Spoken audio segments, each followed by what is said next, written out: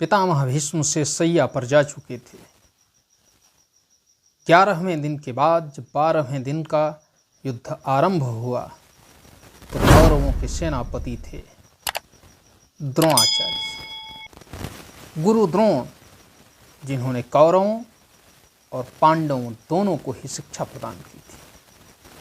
गुरु द्रोण के विरुद्ध थे उसके वह शिष्य जिनसे वह अनन्य प्रेम करते थे। दुनिया का सर्वश्रेष्ठ धनुर्धर जिसे घोषित करना चाहते थे वह अर्जुन था और वह पितामह भीष्म को सरसैया पर लेटा चुका था। 12वें दिन का जब युद्ध हुआ तो वह युद्ध साधारण युद्ध था। पांडवों को कोई क्षति नहीं हुई। इस स्थिति को देखकर 12वें दिन की रात्रि में दुर्योधन ने अपने गुरु और कौरव सेना के प्रधान सेनापति गुरु द्रोण को डांटते हुए बोला कि हे गुरुदेव, आपके द्वारा एक भी पांडव का वध नहीं किया गया है।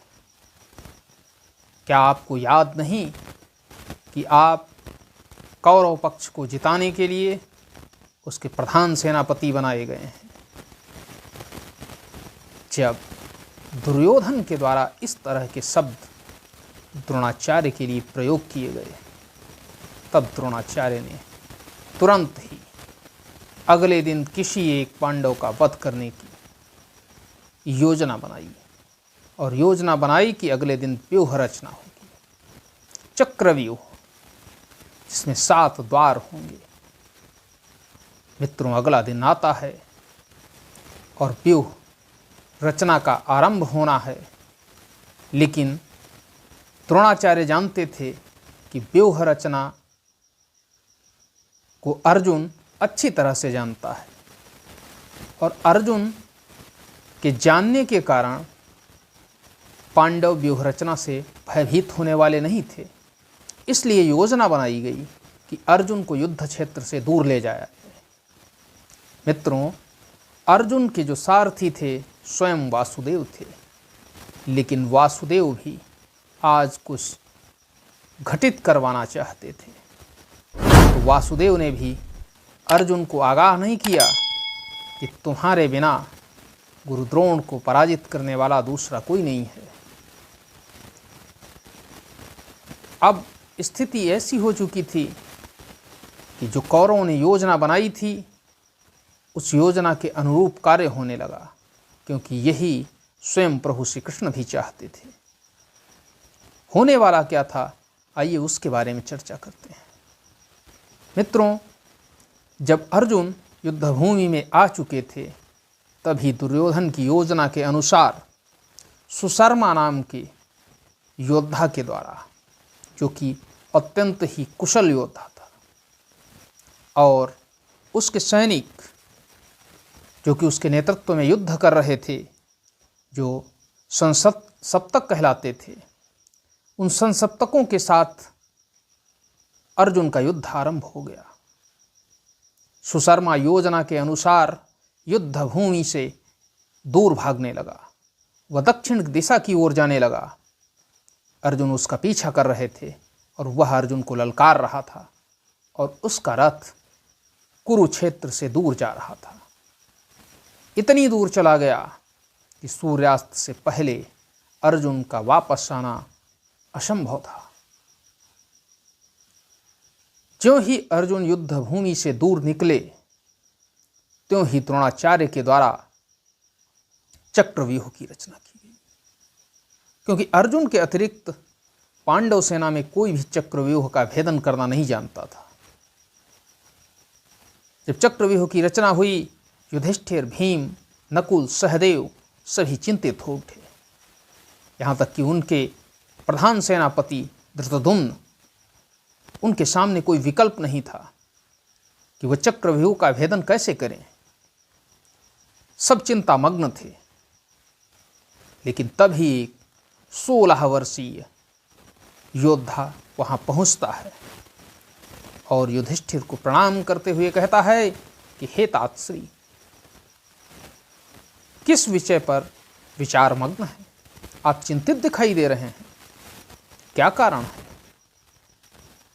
युधिष्ठिर ने बताया कि बेटा, आज तुम्हारे पिता अर्जुन युद्ध भूमि से दूर जा चुके हैं और हम में से कोई भी चक्रव्यूह का भेदन करना नहीं जानता है और आचार्य द्रोण के द्वारा चक्रव्यूह की रचना की गई है। आज हमारी पराजय सुनिश्चित हो चुकी है। अर्जुन के वो वीर पुत्र अभिमन्यु के द्वारा ज्यों ही पराजय शब्द सुना गया तो उसकी भुजाएं फड़क उठी और उसने कहा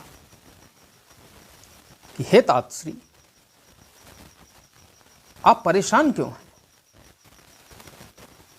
व्यूह में घुसना तो मैं जानता हूं, लेकिन व्यूह से निकलना नहीं जानता हूं। 7 द्वार तो मैं तोड़ दूंगा, लेकिन 8वें द्वार को तोड़ना मुझे नहीं पता है। ज्यों ही ये शब्द निकलते हैं अभिमन्यु के मुख से, उसका चेहरा निहारने लगते हैं धर्मराज युधिष्ठिर और अन्य पांडव। हे पुत्र, तुम्हें कैसे ज्ञात है कि चक्रव्यूह में कैसे घुसा जाता है? तब अभिमन्यु कहता है कि हे तातश्री, जब मैं अपनी माता श्री की कोख में था, अर्थात जब वो गर्भावस्था में थी, उस समय एक दिन पिताश्री ने माताश्री को चक्रव्यूह भेदन की कला बताई थी। मैं उस समय जागृत अवस्था में था और मैंने भी माताश्री के साथ पिताश्री से वह चक्रव्यूह भेदन की कथा सुनी थी और उस कथा को सुनने के बाद मुझे नींद आ गई। कमी इतनी रह गई कि जब अंतिम द्वार का भेदन होना था, तभी हमारे चक्रव्यूह के जो अंतिम द्वार है उसका भेदन होना था, तभी हमें माताजी को नींद आ गई और माताजी को नींद आने की वजह से मुझे भी नींद आ गई और मैं अंतिम द्वार तोड़ना नहीं सीख पाया।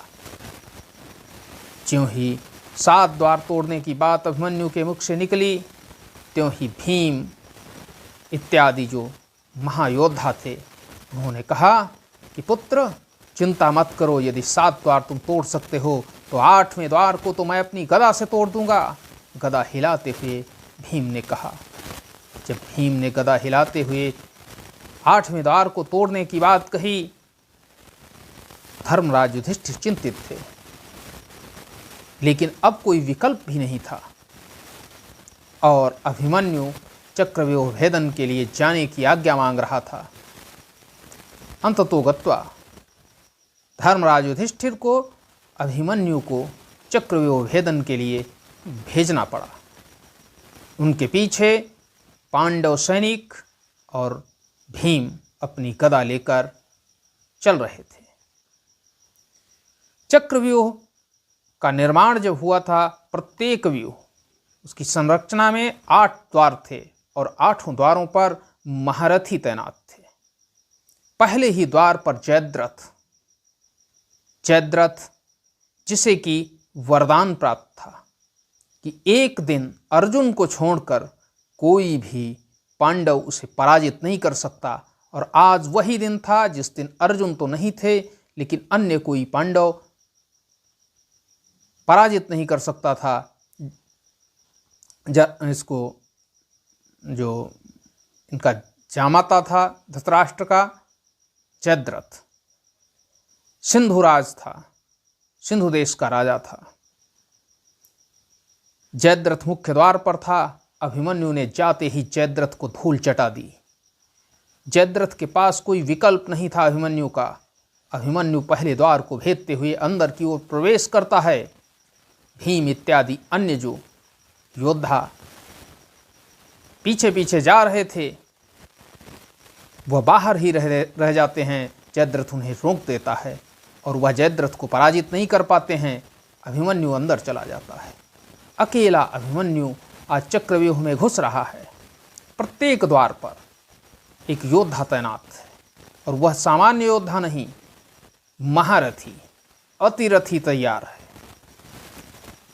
अभिमन्यु से जिसका भी मुकाबला होता, चाहे वह कर्ण हो, द्रोण हो, दुर्योधन हो, अश्वत्थामा हो, दुशासन हो, शकुनी हो, जिसका भी मुकाबला उस दिन आमना सामना हुआ, उसको मुंह की खानी पड़ी। उसके बाणों में वो धार दिखाई देती थी जिसके आगे हर योद्धा कमजोर पड़ता दिख रहा था। हर कोई चाहता था कि अभिमन्यु को रोके, लेकिन अभिमन्यु आज उस विकट नदी की धार के रूप में आगे बढ़ रहा था जिसे रोकना किसी भी चट्टान के लिए संभव नहीं था। वो आज हर चट्टान को नष्ट नाबूद करता हुआ आगे जा रहा था। भीम सहित अन्य पांडव व्यूह के अंदर प्रवेश नहीं कर सके। अकेला अभिमन्यु सबको मात देता हुआ आगे जा रहा था। मित्रों, सोच कर देखिए, जब एक 16 वर्षीय बालक महाभटों को पराजित कर रहा हो और आगे बढ़ता हुआ जा रहा हो, इसी बीच अभिमन्यु का मुकाबला दुर्योधन के पुत्र लक्ष्मण के साथ हो जाता है। लक्ष्मण भी बलवान था और वह अभिमन्यु से युद्ध करने लगता है। मित्रों, अभिमन्यु कुछ ही क्षणों में लक्ष्मण को धूल चटा देते हैं, और धूल ही नहीं चटाते बल्कि मृत्यु की गोद में सुला देते हैं। जब लक्ष्मण का अंत हो जाता है, दुर्योधन अत्यंत क्रोधित हो जाता है। मित्रों, लक्ष्मण की मृत्यु से पहले भी अभिमन्यु ने कई योद्धाओं का वध कर दिया। उनमें से राजा अश्माका का पुत्र था, उसका वध कर दिया। शल्य के भाई रुकमरथ थे, उनका भी अभिमन्यु ने वध कर दिया। वृंदका नाम का एक महारथी था, उसका वध कर दिया। बृहतवाला नाम का एक महारथी था, उसका वध कर दिया। अश्वकेतु का वध कर दिया। भोज कुमार मार्टिकावत का भी अभिमन्यु ने वध कर दिया। आज अभिमन्यु के सामने जो कोई भी आता था, या तो वह अपने अस्त्र डाल देता था, या तो वह यमराज को प्यारा हो जाता था, मृत्यु का आलिंगन करता था। प्रत्येक कौरव महारथी और सैनिक को अभिमन्यु में आज केवल और केवल यमराज दिखाई दे रहे थे। उसके सामने जो भी पहुंचता था, उसे हथियार विहीन ही होना पड़ता था। दुर्योधन अपने पुत्र लक्ष्मण की मृत्यु से अत्यंत क्रोधित था, और उसने आचार्य द्रोण से कहा कि ये तो चक्रव्यूह का भेदन कर देगा, और इसके भेदन कर देने से इसकी मृत्यु संभव नहीं है, हमें इसकी मृत्यु चाहिए। तो उस पर एक साथ 7 महारथियों ने आक्रमण कर दिया, और 7 महारथियों के द्वारा आक्रमण किए जाने की योजना स्वयं दुर्योधन के मामा शकुनी ने बनाई थी। क्योंकि शकुनी देख चुका था कि आज अभिमन्यु के सामने अकेला कोई भी योद्धा टिकने वाला नहीं था। जब कर्ण, द्रोण, कृपाचार्य, अश्वत्थामा कोई नहीं टिक सका, तो सब ने मिलकर उस पर आक्रमण कर दिया। वह एक सिंह था, और उसने सिंह गर्जना करते हुए प्रत्येक कौरव महारथी के ऊपर घनघोर बाण वर्षा करने लगा। लेकिन एक अकेला और 7 महारथियों से घिरा हुआ, 7 दिशाओं से उसके ऊपर अस्त्र शस्त्रों का संधान हो रहा था। आप सोच सकते हैं कि एक महारथी कितने अस्त्रों को काट सकता था, लेकिन फिर भी वह युद्ध करता रहा। लेकिन इसी बीच उसके सारथी सुमित्रा को मार दिया गया, उसके रथ को छिन्न भिन्न कर दिया गया।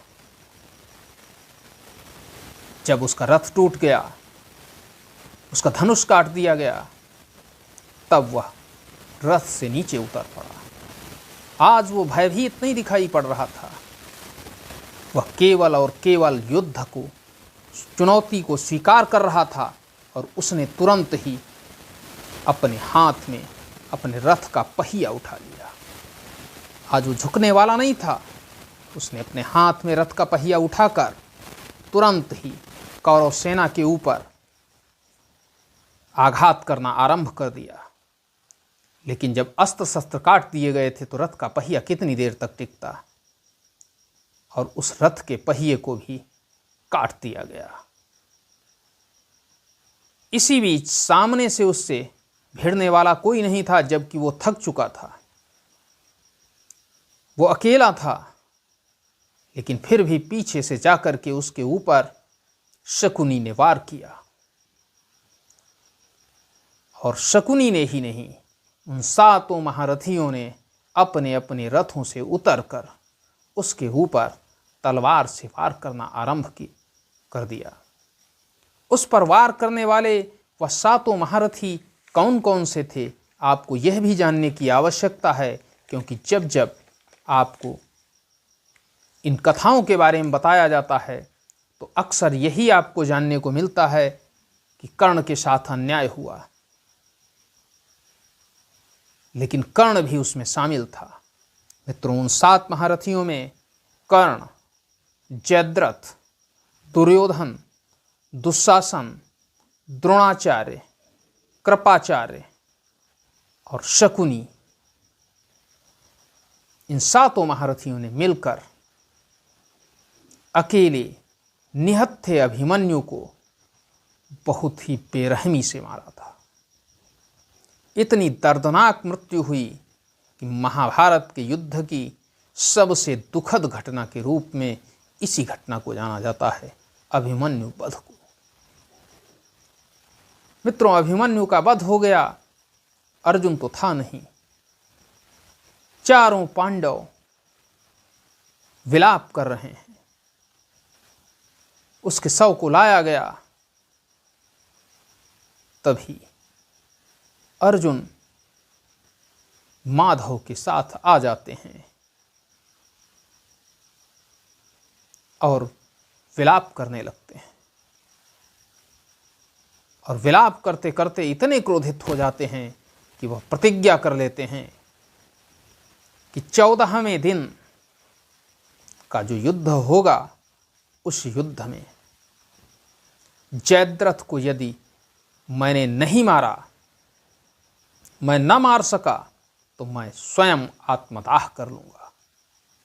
ज्यों ही अर्जुन के द्वारा इस तरह की कठिन प्रतिज्ञा की गई, त्यों ही प्रभु श्री कृष्ण ने अर्जुन को ढांढस बंधाते हुए उन्हें उस कथा के बारे में बताया जो अभिमन्यु की वास्तविकता थी। मित्रों, जब प्रभु श्री कृष्ण का जन्म होना था इस धरातल पर, द्वापर में दुष्टों का संहार होना था, तब सभी देवताओं ने अपने अपने पुत्रों को भेजा था। जैसे इंद्र के पुत्र अर्जुन, वायु के पुत्र भीम, यमराज के पुत्र धर्मराज युधिष्ठिर, सभी सूर्य के पुत्र कर्ण, सबके पुत्र आए हुए थे। उसी समय चंद्रमा से कहा गया, चंद्रदेव से, कि आप भी अपने पुत्र को भेजिए। चंद्रदेव अपने पुत्र से अत्यंत प्रेम करते थे, इसलिए उन्होंने कहा कि मैं भाई अपने पुत्र को भेज नहीं सकता हूं। लेकिन देवताओं का काम होना था, दुष्टों का संहार होना था, इसलिए उन्हें किसी भी तरह से मनाया गया। और मनाते समय उन्होंने एक शर्त रखी कि मैं मान तो जाऊंगा आपकी बात, अपने पुत्र को भेज दूंगा, लेकिन केवल 16 वर्षों के लिए ही भेजूंगा। 16 वर्ष जिस दिन पूर्ण हो जाएंगे, उसी दिन मेरा पुत्र मेरे पास आ जाना चाहिए। और अभिमन्यु आज 16 वर्ष पूर्ण कर चुका था, अभिमन्यु को चंद्रदेव के पास पहुंचना था। भगवान श्री कृष्ण के द्वारा जब इस तरह का दृष्टांत बताया गया अर्जुन को, तो अर्जुन का थोड़ा शोक तो कम हुआ, लेकिन क्रोध कम नहीं हुआ। और उसी क्रोध की अग्नि में अगले दिन युद्ध का आरंभ होना था। मित्रों, आज हमने अभिमन्यु के युद्ध मृत्यु के बारे में बताया कि किस तरह से अभिमन्यु का दुरात्मा 7 महारथियों ने मिलकर वध कर दिया। उसे वीर गति मिली। युगों युगों तक, जब तक ये सृष्टि रहेगी, अभिमन्यु का नाम वीरता के लिए लिया जाता रहेगा। लेकिन साथ ही उन 7 महारथियों का नाम भी धूर्तता और नीचता के लिए लिया जाता रहेगा। अगले दिन हम आपको 14वें दिन की उस कथा के बारे में बताएंगे जिसमें अर्जुन के द्वारा जयद्रथ का वध किया जाएगा। आज के लिए बस इतना ही। मिलते हैं अगले दिन अगली वीडियो में अगली कहानी के साथ। तब तक के लिए दीजिए इजाज़त। जय हिंद, जय भारत, नमस्कार मित्रों। चैनल को सब्सक्राइब करिए, वीडियो को शेयर करिए, साथ ही साथ कमेंट भी करिए और बताइए कि किस तरह की कहानियाँ आपको पसंद हैं, कौन सी कहानी आपको सुनाई जाए। जय हिंद, जय भारत, नमस्कार।